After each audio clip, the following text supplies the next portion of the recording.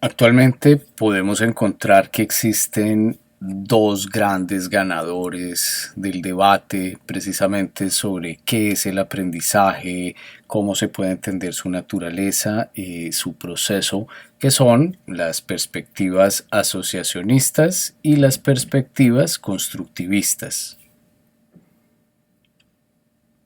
En un trabajo de finales de los años 80, el Pozo establece precisamente con mayor detenimiento algunas de las diferencias entre los procesos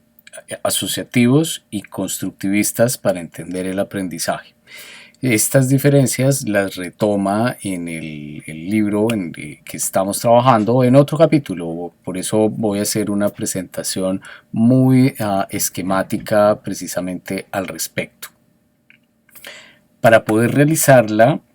hemos visto la importancia de considerar varios elementos que nos permitan o que nos sirvan como categorías para poder establecer una comparación entre estas dos perspectivas. El primero de ellos corresponde a la unidad de análisis, que podemos entenderla como aquello que finalmente vamos a observar en relación con el aprendizaje.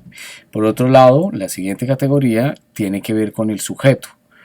que lo entendemos como la concepción que se tiene sobre la persona que aprende, quién es el que tiene precisamente el papel o el protagonismo dentro de precisamente todo este proceso. La siguiente categoría trata sobre en dónde se originan precisamente los cambios, es decir, en dónde encuentro yo el motivo que desencadena el aprendizaje. La siguiente categoría trata sobre la naturaleza del cambio, es decir, cuando estamos hablando de cambio en tal o cual perspectiva, es decir, o en el asociacionismo o en el constructivismo, ¿a qué nos estamos refiriendo? Y finalmente, la última categoría tiene que ver con la manera en la que se entiende el proceso que daría cuenta del aprendizaje. Cuando nosotros hablamos de la unidad de análisis en una perspectiva asociacionista, estamos refiriéndonos a un conjunto de elementos que se van sumando en la medida en la que nosotros vamos ganando más experiencia y mucha más competencia para poder ubicarlos y establecer una serie de relaciones entre esos elementos. En esa medida nosotros entenderíamos, apelando a ese principio de la equipotencialidad, que el origen del cambio se trata de algo externo, porque como el mundo tal y como es, yo lo tengo dentro de mi cabeza. Para poder ampliar mi dominio de conocimiento, tengo que tener la posibilidad de conocer y de ampliar los referentes con los que cuento del mundo.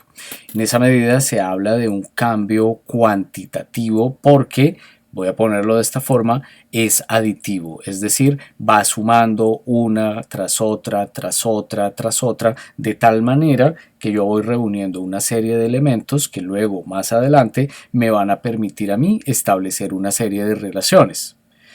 Por esta razón, el aprendizaje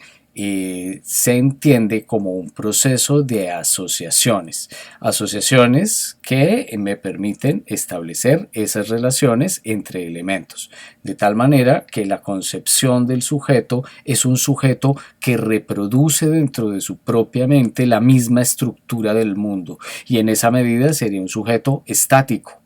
Estático porque lo que trata de hacer es lograr comprender esa manera en la que está organizado y estructurado el mundo en toda la inmensidad y complejidad que implica. Cuando nosotros hablamos, por el contrario, de una perspectiva más constructivista, la unidad de análisis corresponde a las estructuras, a una entelequia de carácter conceptual que nos permite entender en términos operativos la realización de diferentes habilidades que van respondiendo a una serie de exigencias que tienen mucho que ver con la participación de las personas en dominios específicos del conocimiento. En esa medida, nosotros entenderíamos que el origen del cambio es de naturaleza interna, porque básicamente cada uno de los sujetos, de las personas, es la productora de esa realidad que viene a ser significativa y por tanto asume un papel dinámico dentro de su propio aprendizaje. Por esta razón, la naturaleza del cambio implica básicamente una reestructuración de todo lo que ya existía, pero para poder hacerla necesita apropiarse de lo que ya existe. Y en medio de todo eso estamos hablando de una transformación cualitativa que podemos verla como una revolución.